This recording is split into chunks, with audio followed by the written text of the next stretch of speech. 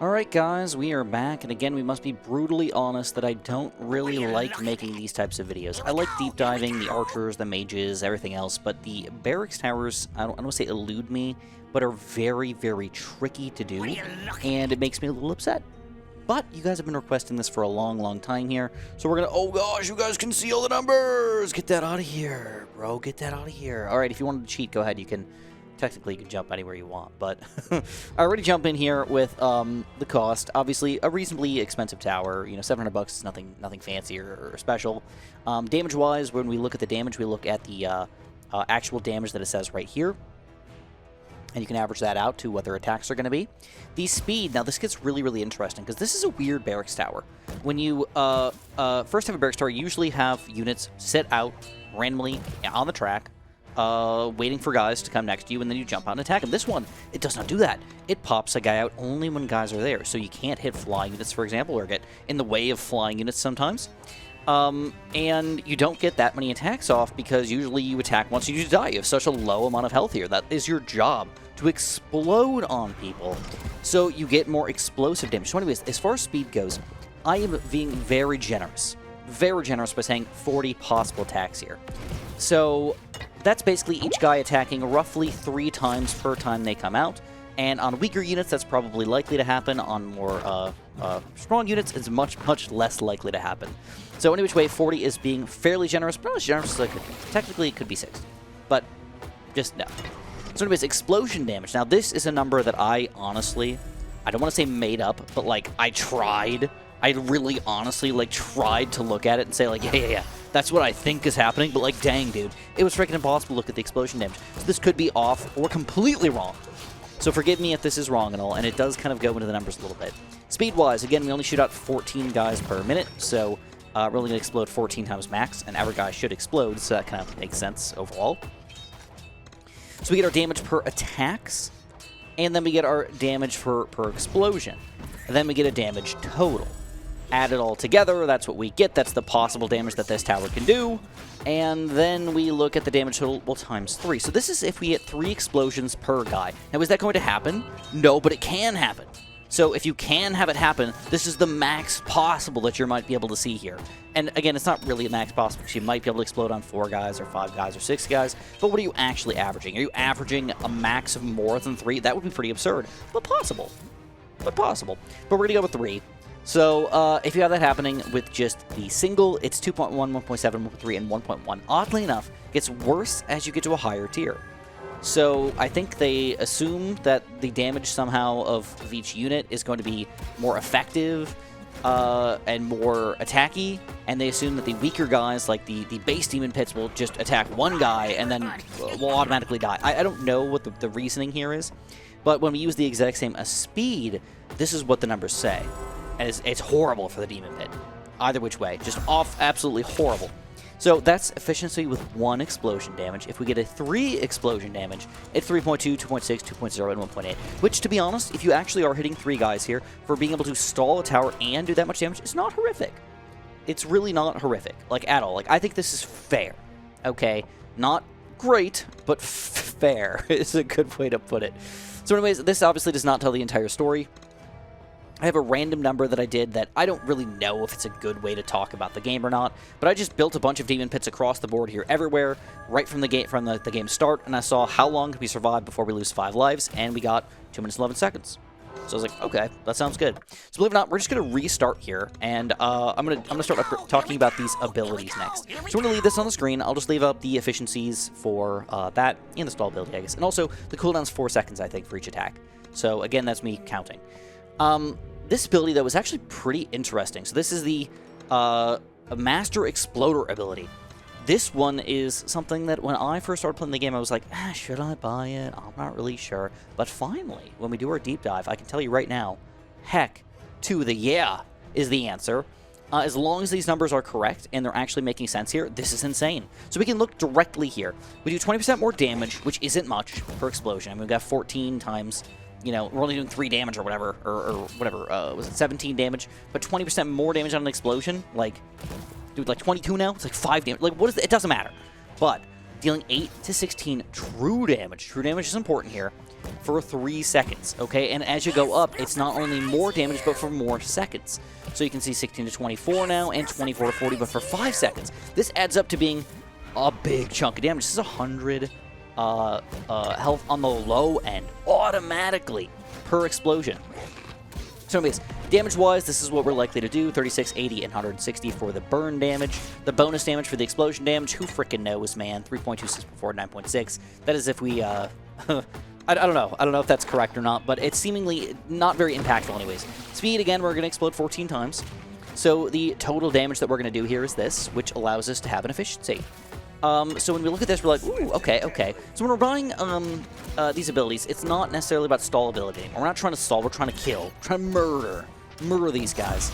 And based on what I'm seeing here, this is not bad at all. Because you know what we did not take into consideration at all? The fact that we can explode and lit multiple guys on fire here. Now, if you look at this thing, like, I mean, each guy's going to explode, he's going to light on fire, and he's going to slowly burn over time. The only real issue with this is that if you are really burning a guy for 5 seconds, and you only explode out every 4 seconds, like, technically you can overburn, really. Like, you could be on fire and then light another guy on fire again, and, like, does that matter? I don't know. But you can waste a smidge of fire here, but realistically not really happening very often, man. Like, at all. If it is, it's like, it's very, very minor, to say the least. So, this is an efficiency with one random guy getting lit on fire. If we're lighting 2 or 3 or 4 or 5 guys on fire, this gets absurd really, really, really quickly. And I would say, gotta recommend it. Look at that, we just got 3 guys on fire with 1 guy. That means it's easily possible. So, I don't know what the numbers would be, but probably around 7 or 8 or something like that with 3 guys. Very, very solid. There's one ability that surprised me. It was definitely this guy right here. But of course, this is not the entire story. We've got one last little piece of the puzzle here, which is the big boss. Now, I'm going to say that, I don't want to say this is, I'm guessing again, but, like, you have to use some, like, logic and understanding and a little bit of, like, what's actually going to happen compared to what the numbers say about this situation. And it gets really, really, really wonky. So again, we're going to restart. So we're just going to send guys out. We're going to buy the big boss real quick. And he obviously does more damage as he goes up. He gets more health as he goes up. And the explosion damage goes up as he levels up over here. So let's talk about it. Let's just talk about the numbers. I think I actually just completely skipped the explosion damage, but I shouldn't have done that. And I'm probably going to have to do this live. But anyways, cost-wise, it costs $200 for the first level, then $100 for each subsequent level, and believe it or not, is the slowest ability in the game. I think I'm confident about this. I think it happens every 35 seconds or 34 seconds, compared to, like, the Death Rider and the Teleport are, like, 30 seconds, so, like, oh my god, 35 seconds for this guy to come out? That's freaking long, bro! But he can exist for a really, really long time. If he does not die, he can just walk along the path for freaking forever, which is kind of weird. So, he can technically exist for a long time, which is weird because it can mean that our efficiencies get really weird here. Anyways, damage-wise, this is our attack. This is our ooh, gotta throw some more stuff here. If we attack 60 times per minute, which is the total possible damage that we could do with the big boss, our overall damage is absurd, and the efficiency is... What the heck is going on, Chris? Did you just tell me that we have efficiency of 12.6? The big boss is clearly the best ability in the game. And the reason why is because you could have 2 big bosses on the screen at the same time, in a minute, for example, both attacking with their attacks. And that's why you get such a large number, because we combine the damage times the 60 times the 1.76, because there could be 2 guys attacking, and you can get that absurd number. And technically, if you waited like 2 or 3 or 4 minutes, if 4 big bosses on the screen, if 5 big bosses are on the screen at the same time, you could see the absurdity of how much damage you could do with these guys. But again, is that realistic? So, actual. Oh, now we're getting somewhere. What are we actually gonna do? So, I counted in a regular game, how many attacks are we to get off in a minute? With a big boss popping out, where they eventually, you know, run up against a guy and die. And I got, in my game, 20.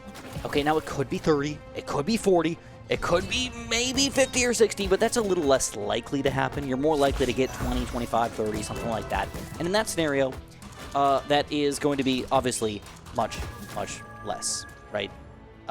Anyways, when we look at this, we're like, oh, 2.4, 2.3, 2.3, actually, he's pretty bad.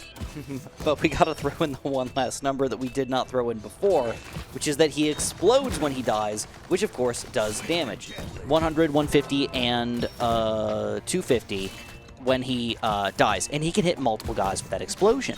So if we say that he can do, he costs, does this much damage, because there's 2 of them that are going to explode in a minute, then this would be the actual damage that we'd likely be doing in a minute. That would be including 20 attacks plus exploding on 3 guys. Okay, that is again averaging 3 guys. That's pretty good, and for a big boss, you kind of expect something like that because he does stall for a pretty good amount of time, kind of keep you guys around there and all that stuff. So, and his explosion is actually a little bit larger than some of the other guys, so the explosion actually can hit the guys pretty easily. Look at this. We're easily going to get, what, 4 guys here when he explodes? 3 guys? It really depends if he ends up dying here or not. But there we go. Boom. We just popped it and killed 3 guys. 250 health. That's 750 damage right there. Just like that. Or possible damage. Again, the weaker guys, are you really getting the true damage of it? I don't know. In which way, that's going to give us a final number here of our final efficiency. And all things considered, believe it or not, big boss, pretty okay. 6.9, 6.3, 6.05. Now, I don't know if this is telling all of the actual expectations of the game, but I feel like that's pretty fair. So, as far as I'm concerned, Demon Pits, if you're going to build them, you want to build a bunch of low-tier Demon Pits right from the get-go, because they're going to have a reasonable efficiency while also stalling a lot. Then, you're going to definitely want to get the Master Exploder if you're going to go for Demon Pits up to a higher level, because you want to make sure that you are burning these guys to a crisp, and then get the big boss as well, because why not? And if you are going to get him, it doesn't really matter which one you get. 6.9, 6.3, 6.5, I don't freaking know which one's actually the best here, but just know that they can be all fairly effective. Anything over 4, in my opinion, is good, and this is a realistic example of what we're likely to actually get, rather than the max possible, which, you know, at that point was 12.6 or whatnot. Anyways, if you guys enjoyed this video, if you feel like I deep dove it good enough, I'd really appreciate a like, a subscribe, and of course have a super duper delicious day.